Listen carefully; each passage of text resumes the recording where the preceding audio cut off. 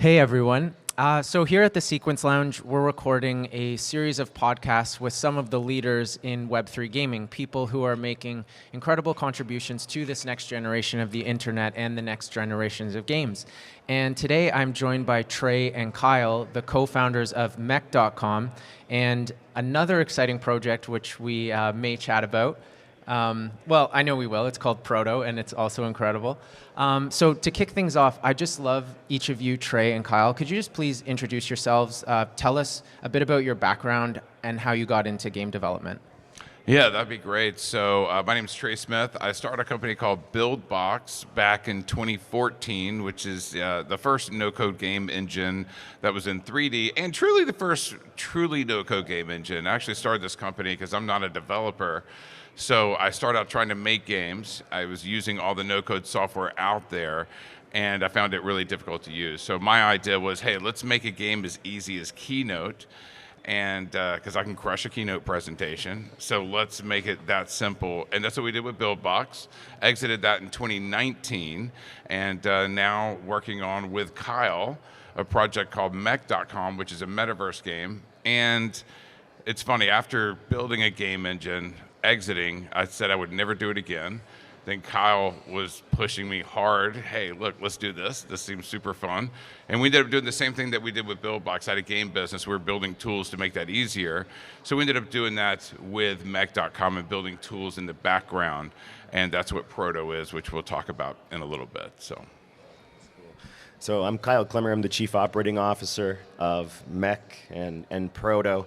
For me, I've been a gamer since, as long as I can remember, and it's always been in my DNA, and I kind of took, a non-traditional route to get into gaming.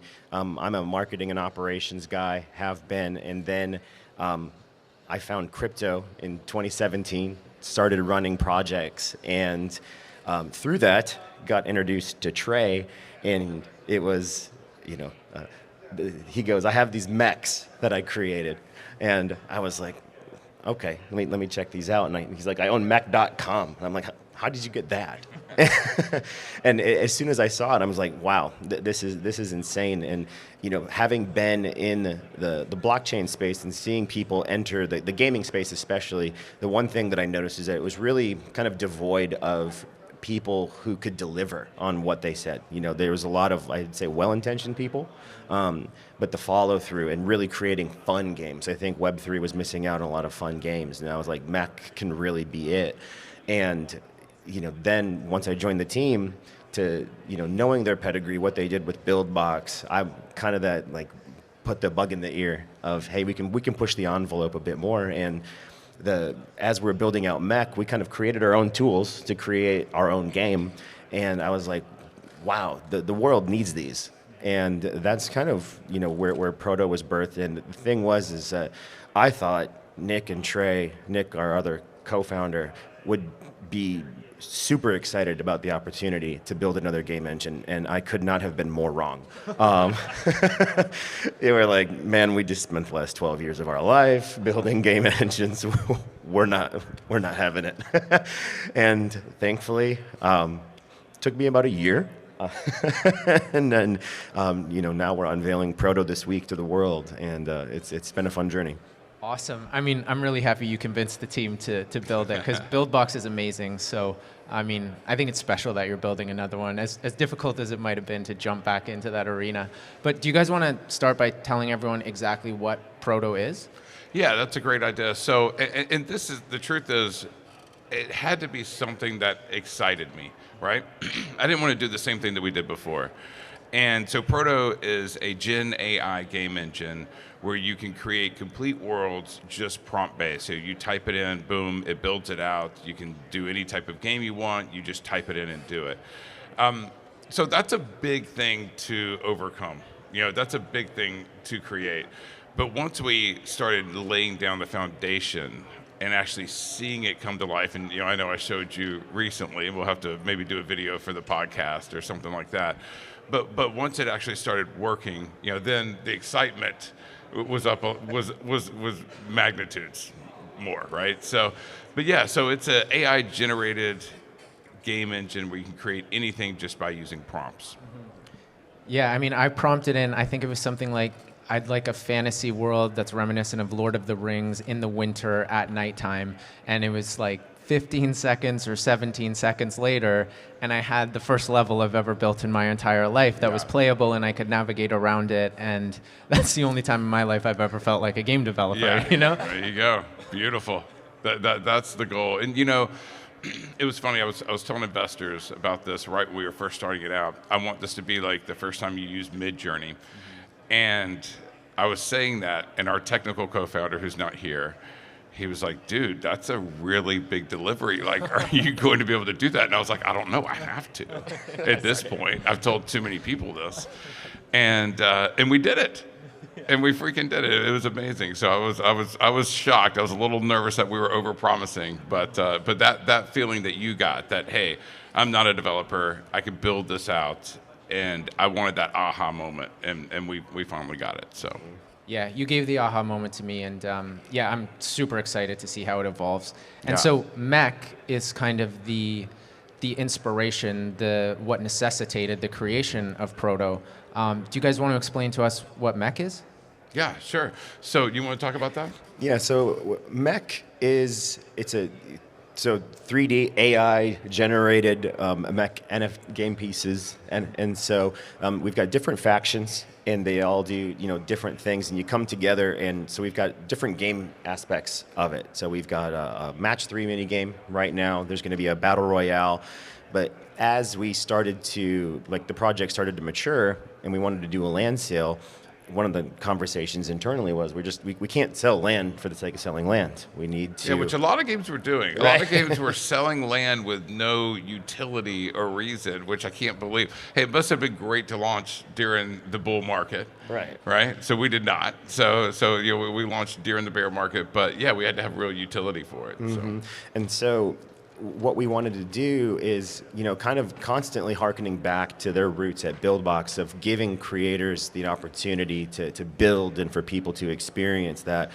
One of the things that we came up with was putting basically our game creation tools in the hands of the users by way of owning land.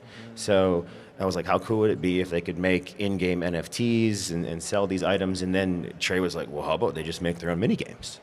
And so that's kind of what really, started to give birth to Proto behind the scenes was, all right, how can we, we've got the no-code part down, but then how can we take that a step further and, really kind of blow the socks off of people? And the next thing you know, we've got an AI generative game engine on our hands. Wow. Yeah, that's an incredible journey. And yeah, I mean, when you're solving your own problems, and especially this new era we're going into with, I think games being powered by AI, games being powered by Web3, the solutions you come up are going to be needed by so many. And so the fact that you can actually empower users to create their own levels and content, and like when we were hanging out, and Eddie from our team, our game director, immediately he was like, oh, I want to build levels over here, and you can have this different land game where you have to compete for the bordering land, and then there can be different groups all around, and that's one mini game. Right? And then you could have millions of users, and you look at something like Roblox and the worlds people build, but then you're I think enabling even greater creativity with the Proto solution. So that's it's super powerful, and I'm thrilled to see where that goes. And so how do you guys see this intersection of Web3 and AI?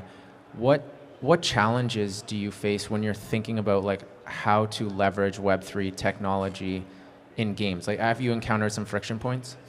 Yeah, definitely. And I think one of the biggest ones is players, I don't know if they really care about Web3, the average player. And so what we found is players care about ownership. So if NFT even became kind of a weird term because, and if you think about it, I get the player's perspective here. They've seen microtransactions ruin some of their favorite games.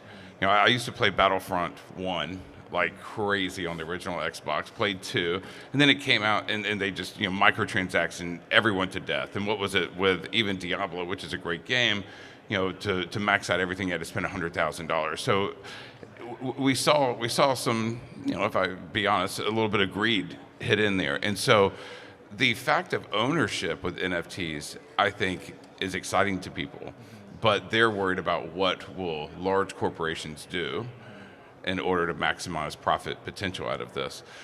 But what we found is no one really cares. It's similar to swiping a credit card. You swipe a credit card, you go through about 4 different Oracle products before it charges you. You don't know what those Oracle products are. You don't care, right? You just care about buying the thing that you're buying, right? And that it all happens seamlessly. And that's how we feel people are going to react positively to Web3 happening in the background. So with our products, if you save an item, we write it to the blockchain. Now you own that, and you can sell that later on through our marketplace, through other marketplaces as well. But it's all happening seamlessly, and that's why we love what you guys are doing with the Sequence wallet, with your NFT minting services. Huge fans of that because it's just instantaneous. I mean, we feel like you guys are the Oracle of Web3. So awesome. Yeah, and I mean, our roots are quite similar, right? Because we had to build all the Web3 infrastructure to power our game Skyweaver, and we encountered all of these challenges, and then we productized the solutions into the developer platform. It's perfectly analogous to the Mech and Proto journey that you guys have been on. It's just like one's in Web3, one's in AI. You guys are leveraging both, you know? So totally. Yeah, I think that's why there's a lot of synergy between our organizations and just our ethoses. So yeah, it's we're super happy to be powering Mech and hopefully Proto as well. Yeah. So when you guys think about like who your target audience is, it's obviously not just Web3 gamers. You're going for a much broader audience. And when you're thinking about marketing Mech as an example, are you positioning Web3 AI like in the marketing material, or are you abstracting that away? Like, what's your philosophy on how engaging that is for a user base? And I know it's early, so there's lots to learn, but sure. You know, one of the things that with our marketing, kind of what Trey was talking about, is that we try to shy away from the buzzwords, because you know, it doesn't really matter to a lot of people. I think it kind of goes over their head. And so, you know, when we're positioning Mech to people, one, there's a huge legacy audience with that, you know, and I don't think that there really has been a solid Mech product on the market for a while now. And so, you know, to be able to show people something fun and playable is huge. And then just, you know, talking about the creation aspects of it, and then they kind of just stumble upon the AI, you know, piece. You know, I think, you know, Web3 gets thrown around a lot, and, you know, I always joke, my fiance couldn't tell you which web we're in, you know. You know, yet we're like, yeah, Web3, and she's like, I don't know. And so, you know, I think once you kind of latch on to that, then you start to focus on what really matters, and that's the experience and what they can expect from playing your game. Because even with the AI stuff, you know, as we're making Proto, one of the things I love about Trey and Nick is they, having created BuildBox, and then they're very open about this, is when they created BuildBox 3, which was the first 3D no-code game engine, is that the possibilities were endless with the tool. The problem is that people made really bad games, and it actually hurt the user experience. And so the reason why that's so applicable right now to especially AI is people want AI to be this big, robust, powerful thing. And the thing is that if you don't at least kind of put it on rails, it hurts the experience. No matter how easy and how much more effective it makes you still have to kind of guide that, you know, because like what you were talking about, like that was the first game level that you ever created. I'm the same way. So if I could easily create something that's just not enjoyable because I'm not familiar with that process. So I love that. Yeah, and I guess that's one of the trade-offs with AI generally, right? Is just that there could be an overwhelming amount of content out there that makes it more difficult for us to sift through to find the great stuff. But hopefully, I do think great content eventually does rise to the top, even if it takes us a little while. And then who knows, maybe there's even additional AI to determine which content we'll actually enjoy. Yeah. So it could all work out in that way. Yeah, I love that. And, you know, Trey, like you've been in the gaming industry for a long time. Like BuildBox was a massive success. I think you mentioned that like even one of the games on it generated like $100 million in revenue. Yeah, Color Switch. It actually held the top spot in the App Store longer than any other game until Pokemon Go came out. Wow. And how long did that color switch game take to build? It took 7 days. Yeah. And I'm good friends with the guy that created David Reichelt, and I always tell him he really owes me royalties for this because he used a preset that I made. Yeah, so I pretty much made color switch. So he worked for 1 week. He's not here, so we can talk shit about him. It's fine. Yeah. I'll send him the recording. Yeah, please don't. Yeah. Yeah, that's right. Yeah, he's in Maui. Yeah. Oh, man. But, I mean, that's tremendous that you created a platform to enable such a thing, right? For someone to be able to work 1 week and make $100 million. That's insane. But having been in the game industry for so long, what advice would you share with game developers? And it could be, maybe they're thinking about Web3, maybe they're not, but just like game development in general. And would you recommend that they look at Web3? Yeah, definitely. So for game development, so before BuildBox, I started game business and we got to 100 million downloads. And we found the secret to game development in creating successful games is remixing. So we would take like the 2 top games in the App Store and how can we remix these together? And, I give you a great example. Oh man, what was it called? Rocket Jumper, Jetpack Joyride. They did a perfect job of this when they came out. And this is an older game now. But they took like what was popular with like 4 different games and then made them power-ups in there and just remixed it. So we had a lot of success doing that.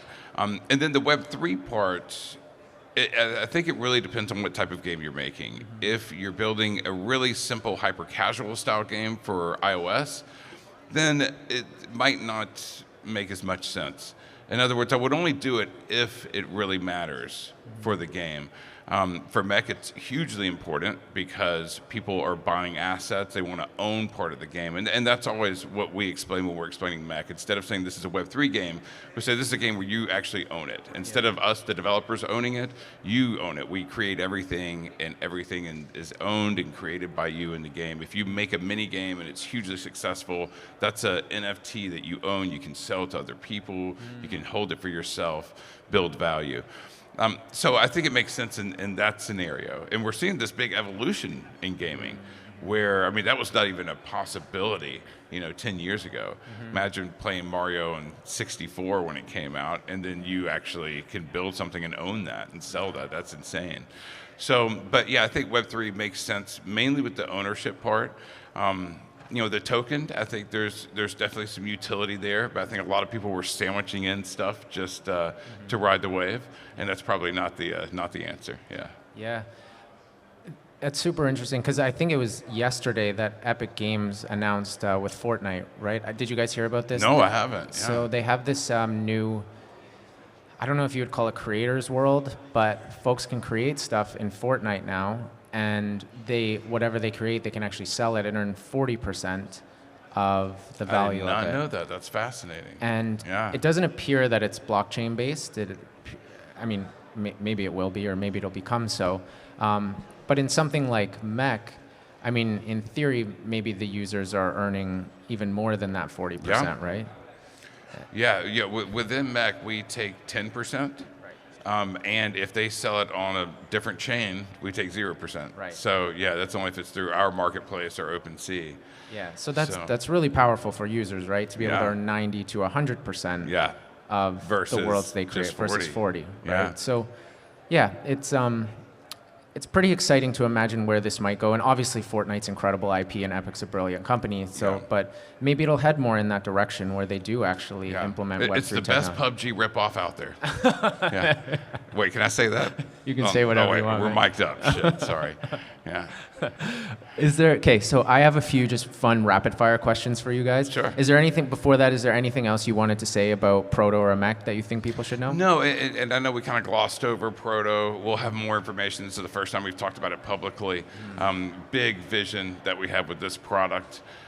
We had people last night try to license it already, and we'll announce more how we're going to unroll that. But yeah. Awesome. Okay, so a few just fun rapid fire questions. What's your favorite game of all time, Kyle? Final Fantasy X. Nice. So that just kind of changed the game for me. PlayStation 2. I had no clue. Blitzball, man. Yeah. I'm all about that. Oh man, Halo 1 on XB Connect, you couldn't actually do multiplayer unless you like did all this crazy, shit. And I set all that up and loved it to death and played Blood Gulch multiplayer. So, Awesome. yeah. Cool. And then what Web 2 game or franchise would you love to see implement Web 3 technology? That's a good question. I would love, to me, I would love to see it with Pokemon make a full leap into the NFT Pokemon. Space. What's that? Where you could own a Pokemon? Actually own a Pokemon. Which Pokemon would you want to own? And why is it Charizard? I think seeing the Pokemon IP come to Web3 would be, I think, game-changing on a lot of levels. I think what they are about is ownership. Yeah. So I love that.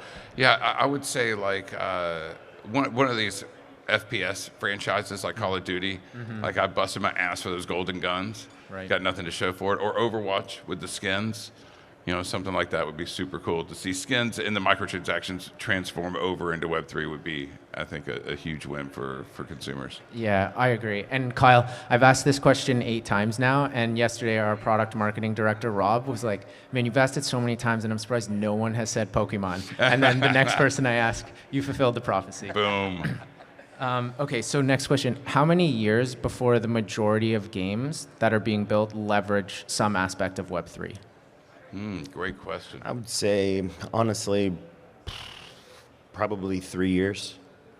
I think that's the technology will be fleshed out enough. You've got leaders like yourself in the industry that make it completely seamless, and it won't even be talked about. It'll just be implemented. Yeah.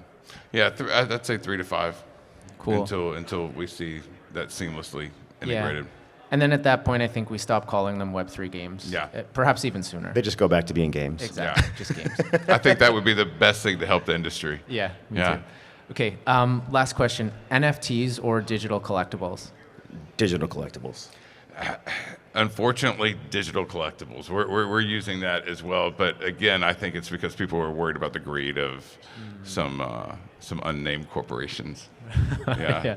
I mean, yeah. Why do you find it unfortunate? Because I think NFTs is actually the concept is great, right? And I think it's unfortunate that people got scared of that terminology so quickly because they associate it with right-clicking and saving a Bored Ape. And it's so much more than that when you get down to the actual ownership. Yeah, I mean and NFTs. I mean, they're going to change the world, and it's going to take some time for it to not be associated with art. Totally. With profile pictures. Yeah. Yeah. Absolutely. It's a new internet primitive, and I think we're just seeing the very nascent early days of like a microorganism before it's about to evolve into something even more magical. So, whether it's called digital collectibles or NFTs, that maybe doesn't even matter that much because the underlying tech can actually enable such transformative experiences. Agreed. But yeah, Trey, Kyle, thanks so much for joining us here today in the Sequence Lounge. For anyone who's listening, check out mech.com.